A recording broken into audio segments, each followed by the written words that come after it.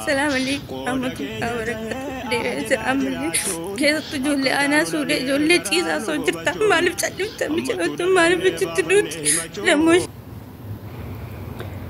Ashamaa harka fuunee kabajamtootaa fi daawwattootaa hordoftoota walee nageenyi koo kan jaalalaa fi kabajaa bakkaa fi lafa jirtanitti isiniif haa baay'atu. Anis obboleettiin keessan bakkaa fi lafa jirutti Waaqayyoof galannaa ga'u nagaa fayyaatti isinis akka nagaa fayyaanaaf taatan Waaqayyo irraa abdii guddaan qaba. Egaa akka har'a viidiyoon kun irra deddeebi'ee hojjetamaa jira. Namoonni sagalee ta'anis ni jiru. Namoonni immoo hin taanes ni jiru jechuudha. Odoo viidiyoo waan hin taane akkanumaas lukuskusii ta'e nama kumaatama daawwatama. Garuu viidiyoowwan akkanaa kana namoonni hin laalanii maaliif akka ta'e sin beeku jechuudha. Obboleettiin keenya kun irra deddeebiteetti imimmaan lakkuu roobsaa bu'aa jirti. Maaliif akka boochus immoo wajjumaan ilaalla walitti deebina jechuudha. Mee viidiyoo kana wajjin ilaallee walitti kan deebinu ta'a.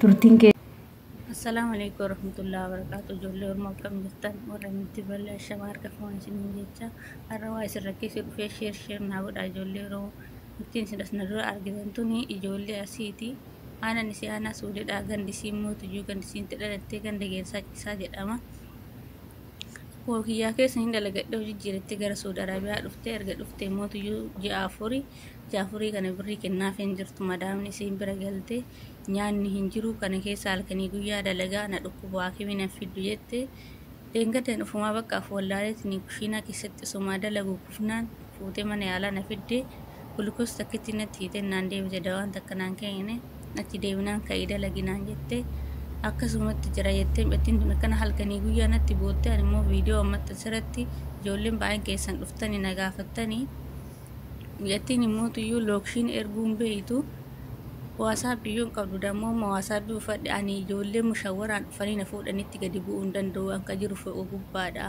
Ani gizee fo'oo kana gubbaarra dalagu ol ba'uyyuu daa'imeetiin akka daa'ima ol ba'anii yoo poolisiin dhuftee na fuute malee ani badullee hin danda'u namni mushawaraan na fuudhullee dhufee itti dhaquu hin danda'u naan jette gaafannaan jechuudha.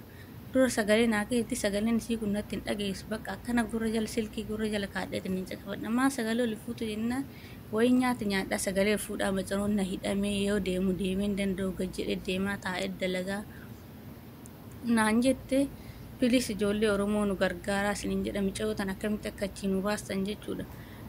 Achumaan bakka gara TikTokitti naa hime qaruma jiraa kee asii naa baasanii gaaf du'ee yoo reeffi galchuudha naan jette ijoollee Oromoo bilis jirtu achiin nu baasan jettee tun osoo hin duudhiin gaafa duutee yoo reeffi galchuu meeyina waan ta'eef bilis share godhaan qarqaaraa waan dandeettanii warri biiroo lakkoofsa biiroo naa kennite warri biiroo itti dawaleen irraa kaasuu didanii erga qaleessatti dawala haati dhayxee ittiin tun abbaan qabdu haati dhayxee Finfinnee guyyaa lamas bultee sii sirreessina deemi gali jedhanii kudhanii tokko dura wanti naa dawwala wanti naa sirreessan takka hin jiru itti waan natti cimamanii kanaafuu ijoollee Oromoo bilis nu gargaaraa waan dandeettanii namni gargaaruu dandeettan keessa na dubbisa. Si amma ke qarqaramtu poolisiin namni dhufee yoo na fuudhe malee an akkasitti bahuu hin danda'u naan jette warra mushawaraa saniin bahuu hin danda'u badullee hin danda'u yoo du'e akkanumatti namni tokko yoo waa rakkate malee imimmaan cobsee hin bo'u yoo waa rakkate malee na dhukkuba jedhee dhibee ofittiin kadhatu eenyuun illee taanaan fayyaan kan namaa kennu fayyaa rabbiidha kan namarraa fayyaa nama dhoggatus rabbiidha Waaqayyoodha jechuudha kan fayyisuu danda'us kan dhukkubsuu danda'us Waaqayyo tokkicha jechuudha. Ijoolleen teenya baay'een biyyoota Arabaa keessatti baay'ee miidhamaa jiran hedduu isaaniitu jiru. Obboleettiin keenya tun kan argamtu Saudi Arabiyaa keessatti iddoo Dammaam jedhamutti argamti jechuudha yeroo kana. Egaa kan yeroo ammaa kana baay'ee dhukkubsattee mana arabdootaa keessa jirti. Obboleettii ishii kan taate kun irra deddeebitee viidiyoo hojjechaa jirti. Viidiyoo ishiitis namoonni argitan ni jirtu, namoonni hin argine ni jirtu jechuudha. Kanaaf viidiyoo tokko yeroo finni asitti maxxansinu lubbuu nama tokko yoo baraarre nuuf waan guddaadha jechuudha. Kanaaf namoonni tokko yeroo nu viidiyoo garana finnee hojjennu namoonni arraba dheerattan ni jirtu. Warroonni akkasii oduu arraba gabaabbattanii baay'ee bareedan jedha. Sababbiin isaa viidiyoon anduraanitis haa ta'u kan ammaatis haa ta'u viidiyoon tokko asirratti dhufee isinii darbe jechuun warri waan akkana keessa jirtan of eeggannoo cimaa godhadhaa jechuudha. Namni badii nama tokko irraa ni barata. Badii tokko amma fakkeenyaaf namoota hedduu namni yoo kanatti haalalu ta'e viidiyoon ulfinnee maxxansinu isaa yoo dhaggeeffate waan sanirraa of deebisee of baraaruu danda'a jechuudha. Kanaadha. Akkasumas immoo obboleettii keenya kana har'a dhukkuba hamaa keessa jirti. Biyya ormaa jirti, harkaadha namaa jirti, fooqii sadaffaarra hojjetti, fooqii isa guddaarraan hojjedhaa danda'ee hin deemu, baay'ee na dhukkubaa, lafa naammaraa, lafti naammaree kushiinaa arabaa keessatti kufee jennaan namittiin fuutee mana yaalaa nageechite odoo dawaa takkanaaf hin kennisiisin bulkoosii takkanatti xamaddee na deebistee amma hojii dhaabbadhee dalagachuu dadhabeen jilbiiffiidhaan deemee dalagaa. Warroonni immoo akkam badu mushwaara naa ergitanis ani danda'ee fuudhi kanarraayyuu bu'ee hin badu waan ta'eef poolisiidhaanii akka poolisii naa fiddanii mana kanaa seerumaan na baastanii lubbuu koo na baraaraadha osoon du'inii jetteeto dhaammattee jirti. Boru gaafan du'ee reeffa kiyya galchuun keechaniin ooluu reeffa kiyya inuma galchitu kanaafuu jiraa kiyya na baafadhaadha lubbuu koo na baraarradhaadha jettee waan garaa nama nyaatu waan qalbii nama cabsu dhuguma obboleettiin teenya tun duute. Obboleettiin keenya duute jedhanii warroon TikTokitis mana isaanii banatanii maallaqa walitti qabanii reeffa obboleettii kanaa galchuun hin oolu waan ta'eef immoo akkasuma immoo har'as immoo jiraashii odoo baafannee baay'ee bareedadha. Kanaafuu warroonni dandeettii qabdanii viidiyoo kana warroonni dhaggeeffattan warroonni immoo obboleettii keenya gargaaruu hin dandeenye viidiyoo kana laayikii hoggotaa sheeruu gootan nama gargaaru tokko biraan ga'uun ni danda'ama. Nama lubbuu obboleettii kanaa baraaruu danda'u bira ga'a jechuudha viidiyoon nuti hojjennu.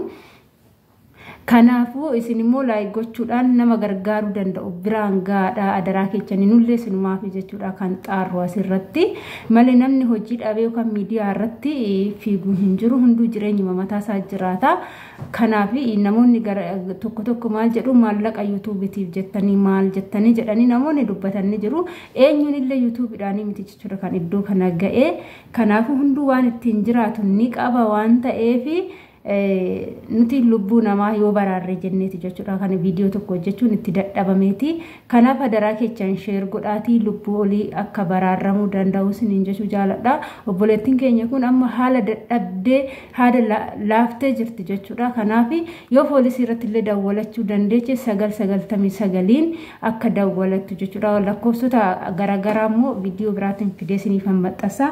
Lakkoofsi yeroo miidhamni namarra ga'u akkasumas rakkoon addaa namarra ga'e odoo jarri hin beekin dawwalatanii afaan barbaadan Oromiiffa ta'e Amaariffa ta'e biyya feete yoo jiraatte argachuu dandeechuun ni jira. Inni googilii keessa jira. Yoo kan barbaadan ta'e immoo baasee isinii maxxansaa jechuudha. Kanaaf rakkoolee akkanaa kana yoo isin qunname jedhee rakkoo kana isinumtuu mana teechanii bilbila keechaniin rakkoo keechaan furachuu ni dandeessu isiniin jechuu jaaladha. Obboleettii keenya kanaaf immoo hundi keechanuu sagalee ta'a wajjin dhaabbadha. Adaraa keessa lubbuu obboleettii kana akka baraarru wal taanetu warroonni dhaxxanii obboleettii kana baasuu dandeechan akkasumas poolisii qabatanii obboleettii kana rakkoo kana keessa baasuu dandeechan erga dhuftee baatee afurii kana mindaanis hin kennamnee fi nyaanni mana keessa hin jiru kan hojjettu agabu namni tokko agabuu hojjete jechuun immoo bakka qixxee waan du'eeti jechuudha.